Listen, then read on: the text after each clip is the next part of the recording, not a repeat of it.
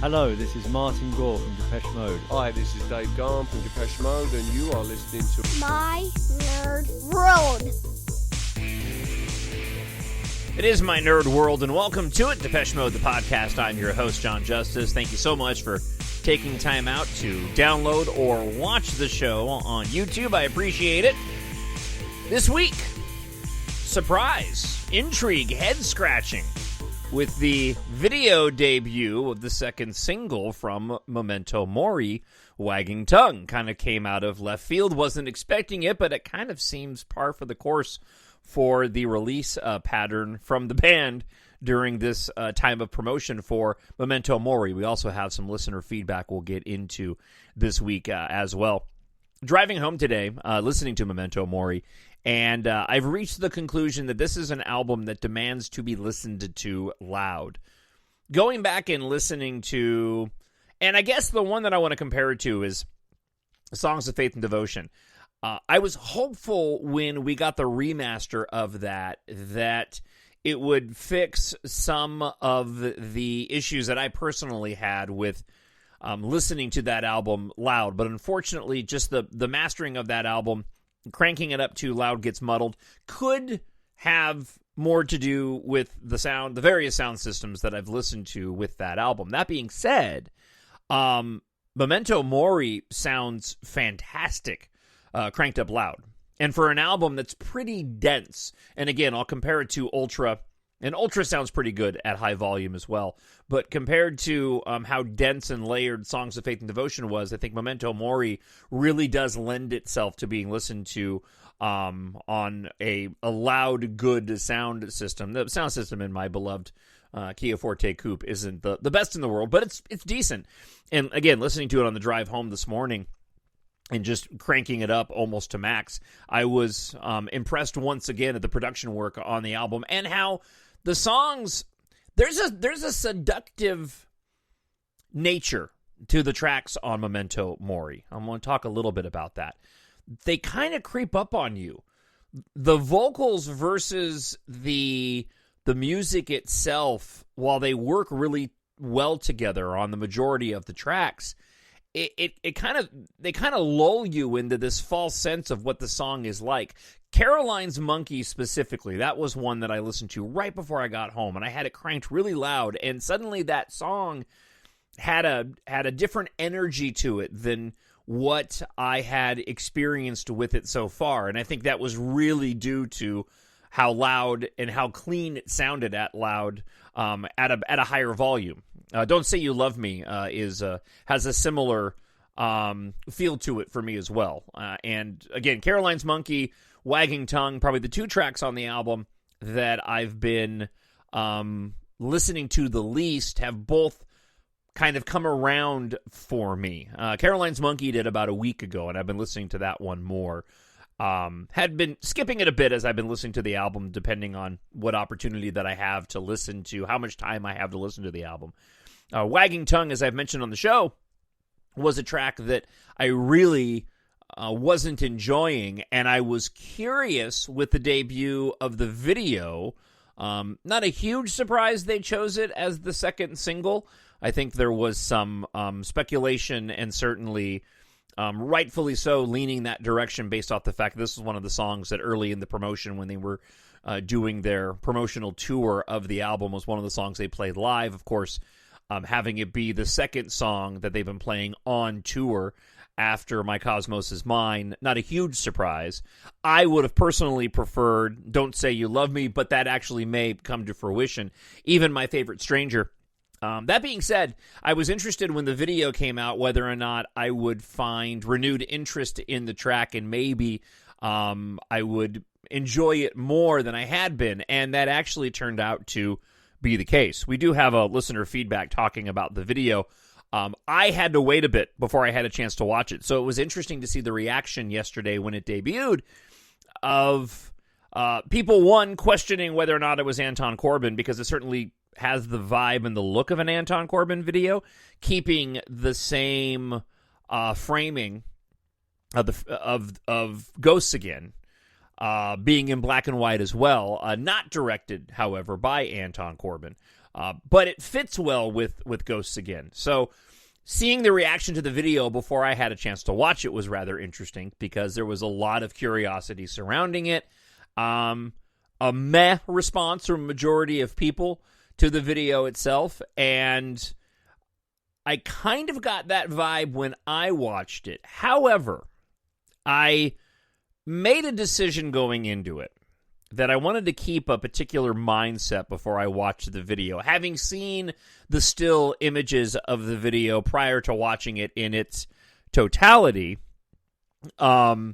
I decided that, you know what, I want to have a different frame of mind going into this.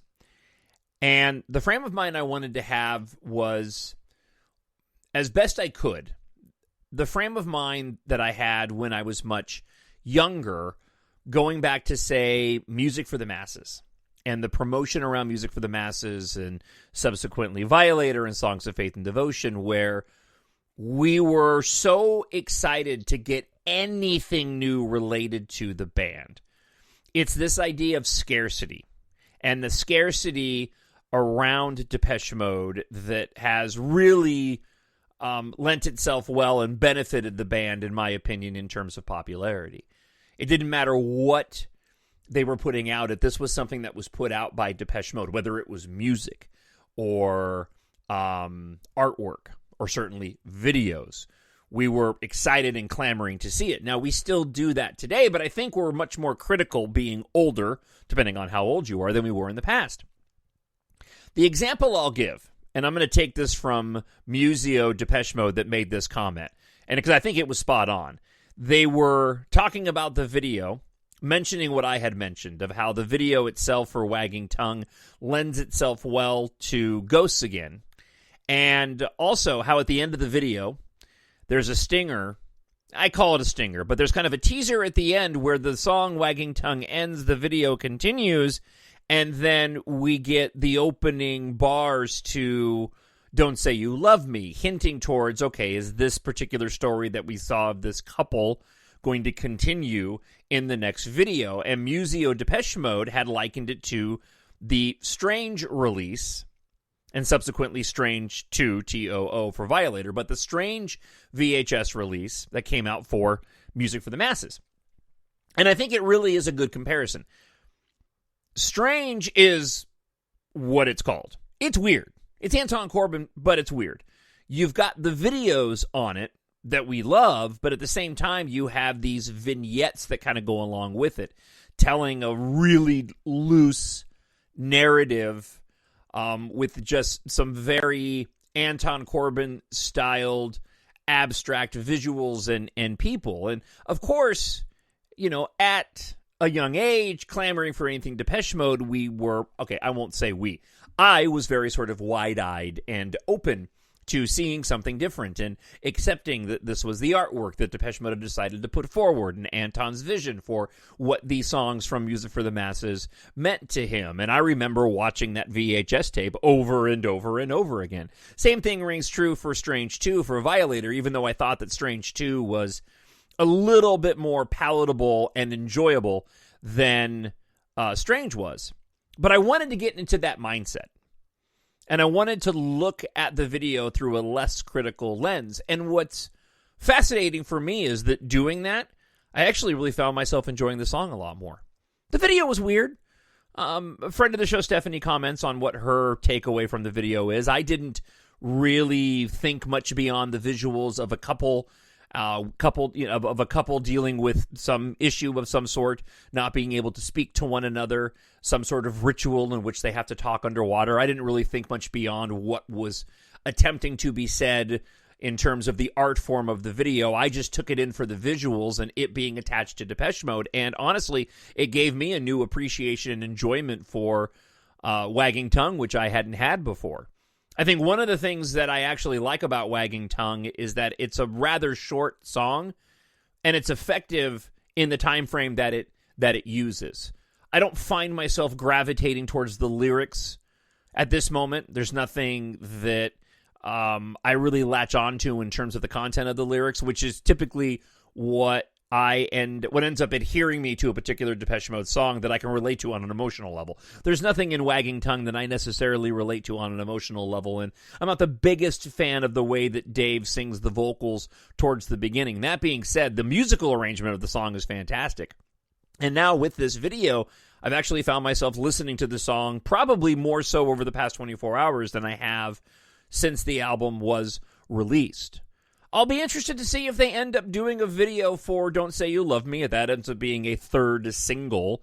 I don't know if we're going to get any remixes from Wagging Tongue or any B-sides that are going to go along with it. Martin Gore did say on an interview on the Smart List podcast that one of the 4 fully produced tracks will be released later this year. Apparently it's called Life 2.0. I have not had the opportunity to listen to the Smart List podcast yet. I was gleaning that from Peter Tube, TOO, on Twitter, who made a comment that Martin had said that song will be released later on. So perhaps with a third single later this year, we'll get a B-side. I would love to go and see an EP.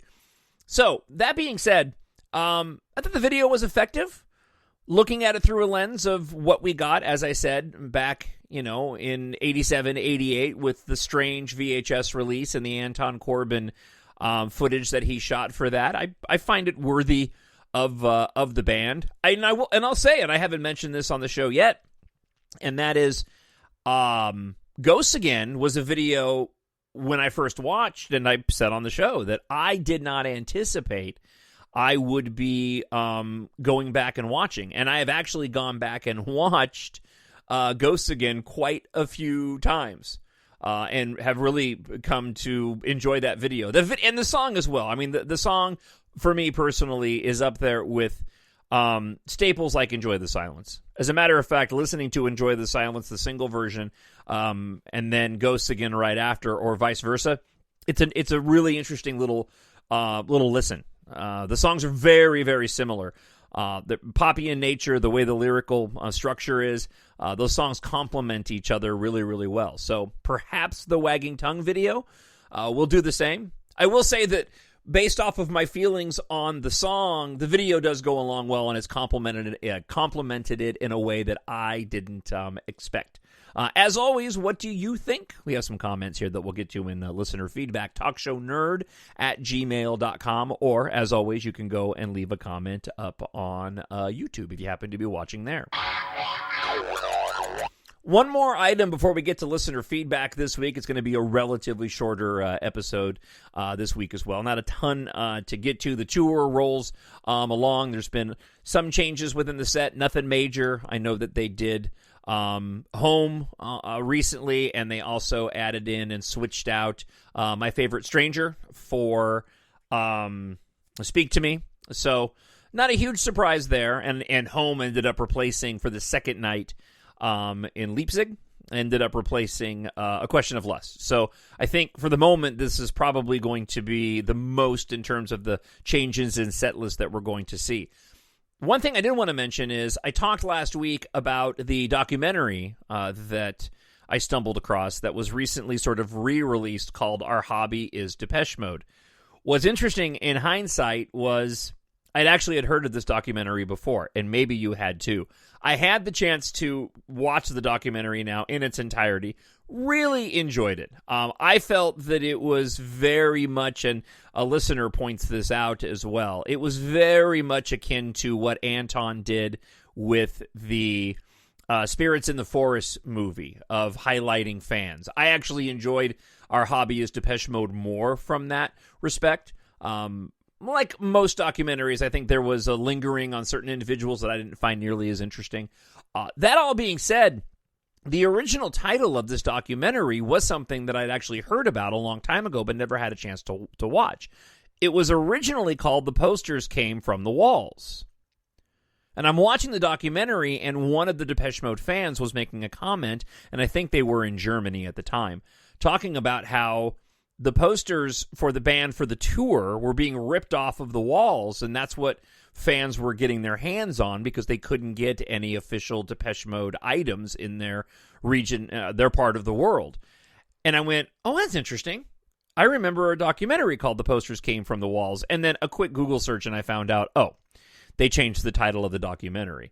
I didn't realize at the time when I heard the posters came from the walls that was actually a bona fide Depeche Mode documentary. I thought it was a documentary that was covering the music of the era in which Depeche Mode came into prominence. Later in the documentary, there's a comment made by one of the groups of people, the fans of the band, where they made a comment. It was a family, actually. They say that our hobby is Depeche Mode. And I went, oh, okay. They ended up changing the title of the documentary. It was released on the BBC and available on YouTube. So if you haven't gone and watched it yet, it is available still in the notes for this week's show, as is the drink-in chat that I did with Rob Rome for the global Depeche Mode fan group. The global fan group. So that link is still available there for YouTube as well if you haven't seen it. So if you go into the notes for the podcast, or if you're on YouTube, you can see the notes there as well. All right, let's go ahead and dive into listener feedback this week. Friend of the show, Dave Theofolt, writes, sitting here outside drinking a beer and just got done listening to Memento Mori again. For me, Before We Drown, People Are Good, Always You, Never Let Me Go and Speak to Me is the best stretch of songs on any Depeche Mode album. Curious what you think is the best 5 songs in a row on a DM album. All right, so I took David's challenge and then I gave up. And I gave up rather quickly. So I started going through the albums in order and ended up going past went past Speak and Spell, looked at A Broken Frame, didn't see 5 songs in there that grabbed me, but then I ended up landing on Construction Time again. And there's actually 6 here, and you can kind of rotate it one way or the other. So you got Everything Counts, 2 Minute Warning, Shame, The Landscape is Changing, Told You So, and Then. Now, that's a tough one for me, because I have a hard time dropping Everything Counts, but then I would have to end on Told You So. I could go 2 Minute Warning as the start and end on Then, because I love that song. So that's a tough one. But still, those were 5 songs that in a stretch that I was like, okay, those are solid. Then I went to Some Great Reward, and I ended up with the same problem. It was a 6-song stretch that could kind of get shuffled either way, except for the fact that I don't want to lose the songs on the front and back end. So it doesn't matter. Stories of Old, Somebody, Master and Servant, If You Want, Blasphemous Rumors. So you go one way and you get It Doesn't Matter, Stories of Old, Somebody, Master and Servant, If You Want. Or you go the other way and you get Blasphemous Rumors, or you go Stories of Old, Somebody, Master and Servant, If You Want, Blasphemous Rumors. That's when I gave up, David. Because as I started to look at the other albums, I was realizing this was happening over and over and over again. I don't know if I could pin down the best 5 songs in a row on an EDM album, because there's many albums where we've got a good stretch of songs, and I would be hard-pressed in a short period of time to land on the best top 5 for me. So I'm going to leave your comment up on my notes for the podcast this week and revisit this on next week's show and see if I can't spend, because it's going to take me some time, spend some time determining which 5-song stretch on any Depeche Mode album is what I personally think is the best. I already know that my friend Matthew, who I'll be seeing Depeche Mode with in November, is hard at work making his own list, because this seems right up his alley. So I'm fascinated to see what Matthew ends up coming up with. And you as well. So anybody else who wants to play this game, the best 5-song stretch in a row on any DM album. And again, David writes, Before We Drown, People Are Good, Always You, Never Let Me Go and Speak to Me. So, what are yours? Do you accept the challenge? All right, let's go to Stephanie. Stephanie writes, I'm writing you after watching the Wagging Tongue video, and I admit it leaves me disturbed. What's the point? They are talking to each other or shouting at each other, but only underwater. At the moment, I don't know if it's by Anton Corbijn. It's not. And a failure for me. Like I said, I've been a little bit short on time today, so I didn't grab the director of the video. I don't want to offend anyone, yet I think there are better videos. Nevertheless, the clip of Don't Say You Love Me at the end is interesting. Maybe there are 2 parts. Stephanie followed up and said, I'm starting to understand a little bit of it. The couple has probably lost a child, And it goes with Watch Another Angel Die and the funeral arrangement she ties. The water, however, I don't understand yet. And yeah, thank you, Stephanie. All the best from me. Best regards, Stephanie. And same to you as well. Yeah, I'm kind of with you, and I just decided that I was going to take in the visuals of it and what they were at very much face value, and how does the video itself juxtaposed with the song, how do they work in tandem together? And I felt it was, like I said, it was effective. It actually made me appreciate Wagging Tongue more. Don, I'm going to try this name out, and again, my apologies for getting it wrong. Dantji Poppy. Okay. Or I could just go with what they wrote in the email and says, "Hi, John, Simone from the Netherlands here." I guess I should have started with that. Thank you for your great podcast. Amsterdam was freaking awesome. There were people from all over the world. DM was amazing, and it looked like Dave and Martin were having a blast too. Finally, some changes in the set list on the second night. My favorite Stranger for Speak to Me. My favorite Memento Mori song was replaced by my least favorite Memento Mori song. But I'm not complaining, since I was there on the first night as well. Home for a Question of Lust, and as expected, Condemnation for Waiting for the Night, which they had done already on the tour. There were some problems at the start of the second show. After the Speak to Me intro, it took a while for my Cosmos' mind to start, and I think that killed the momentum. As soon as everything was running again, everyone forgot about that. Anton Corbijn was there both nights, singing and dancing, and of course a lot of pictures. I really liked the support of Cold Cave, which was a bonus.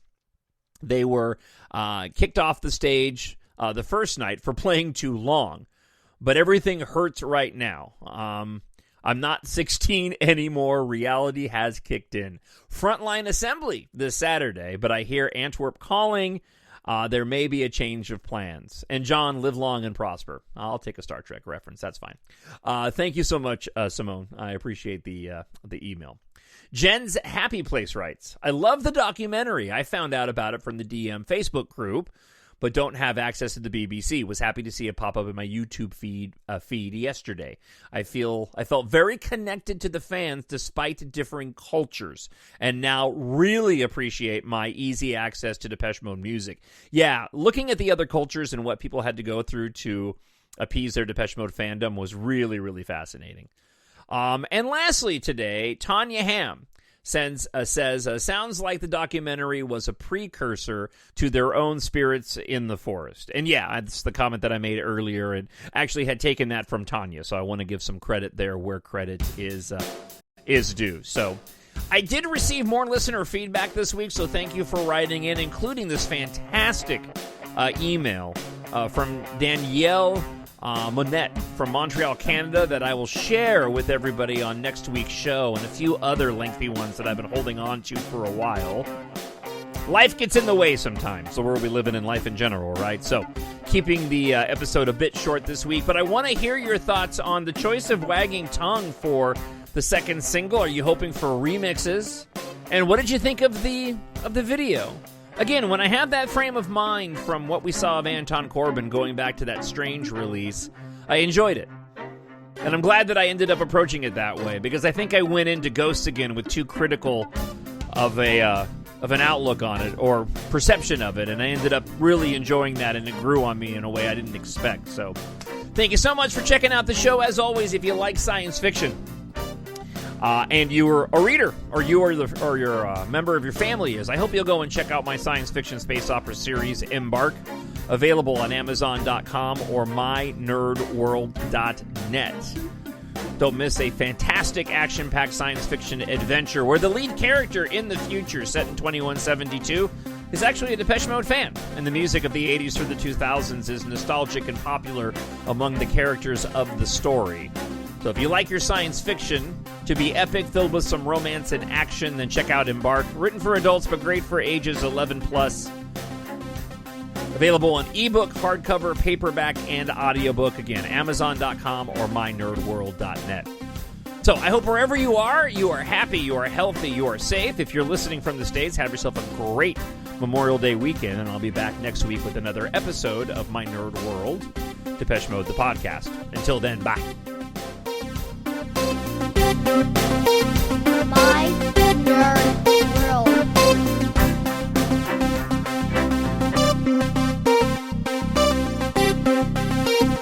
Hello, this is Martin Gore from Depeche Mode. Hi, this is Dave Gahan from Depeche Mode, and you are listening to